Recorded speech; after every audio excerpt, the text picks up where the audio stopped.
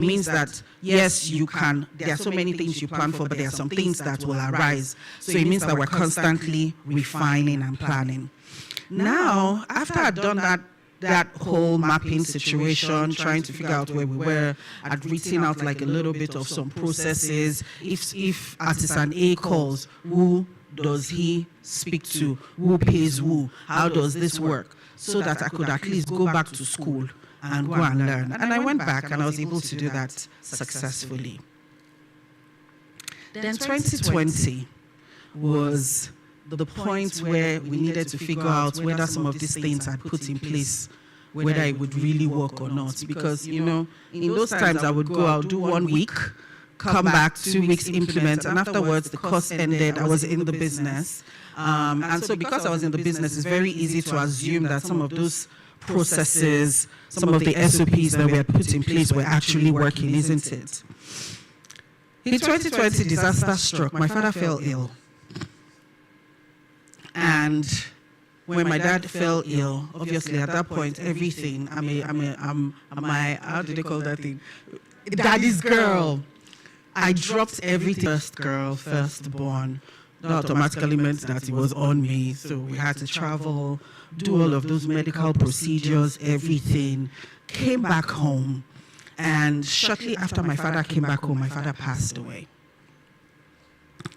Now, in that time, what would have happened to that business if I had not put some things in place?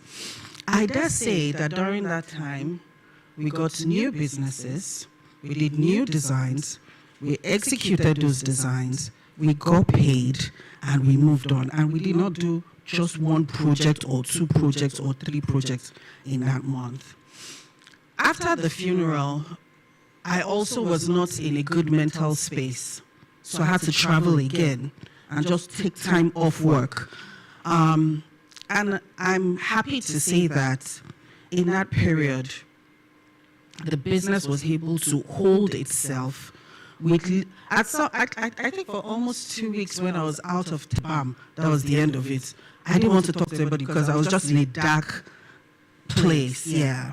But then, and what I want to tell you that this was from a span of maybe 5 or 6 months. But in that time, business continued. And there were lots of business, a lot of projects. On that basis, I'm giving you some background so that I'll say that I have legit reasons to stand here and talk to you. I'm going to dwell on just 2 lessons that I want us to take out of this address.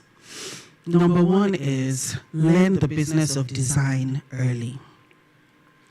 One of the mistakes that a lot of us make as creatives is that we assume that the fact that you have a good design speaks for itself, and that a good design, and yes, it will open doors to some degree, it will work to some degree, and then after a while, life and reality will happen. So, as creatives, we must understand that assuming that design is not only about aesthetics. Design is also about communication. Design is about operations. The design is about client psychology. It's about time management. It's about managing expectations. It's about negotiation, procurement, documentation, financial management, team coordination, execution, and leadership. The most successful designers are not always the most talented.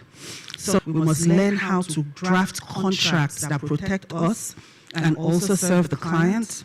We must learn how to work within timelines, learn project management, learn documentation that's, safeguards all of us, and learn how to communicate clearly and early. We must learn how to present our ideas and manage difficult situations professionally. And our ability to think structurally is one of the things that separates us from just being a good designer. And so here are some of my recommendations and some of the things that I would say that we do. Number one, create templates for your design presentations. Let that template be your universal language. Everywhere they come across it, they know that this is this person. What that does is that anybody on your team that wants to present for you will always present the same way that every other person on that team presents. So there's no situation of, oh, I did not know that this presentation required us to put maybe a furniture board after this mood board.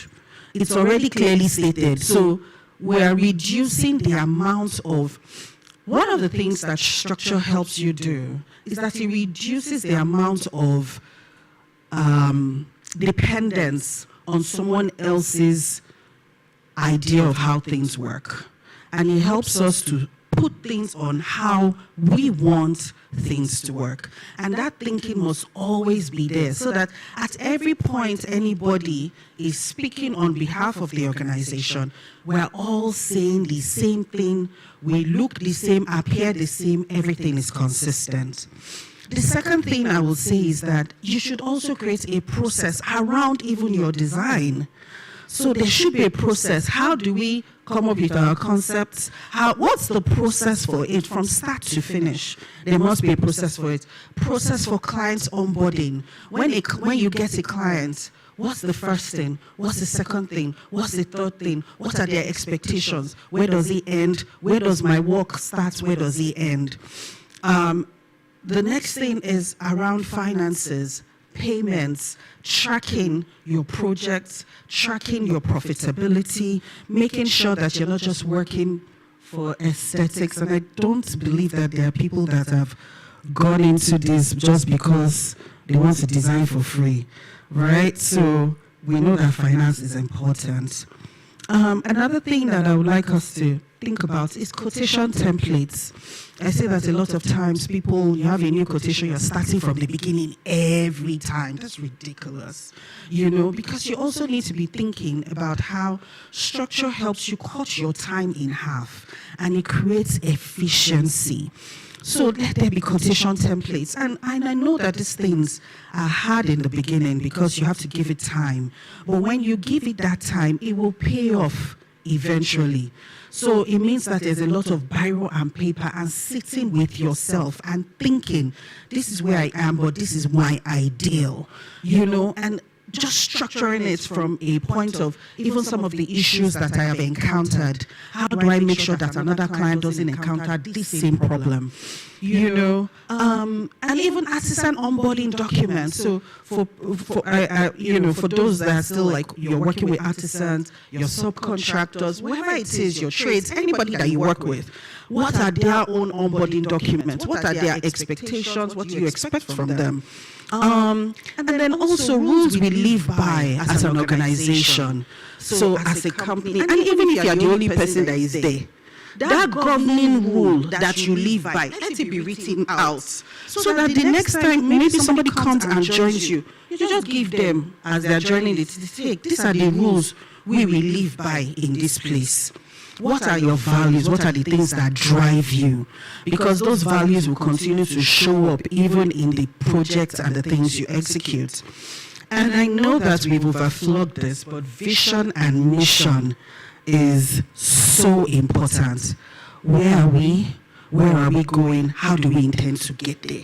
And it's not a function of who we are right now, because who we are right now is not who we are in its entirety. So it is understanding where are we going and how do we intend to get there, even if we don't have all the indices in play.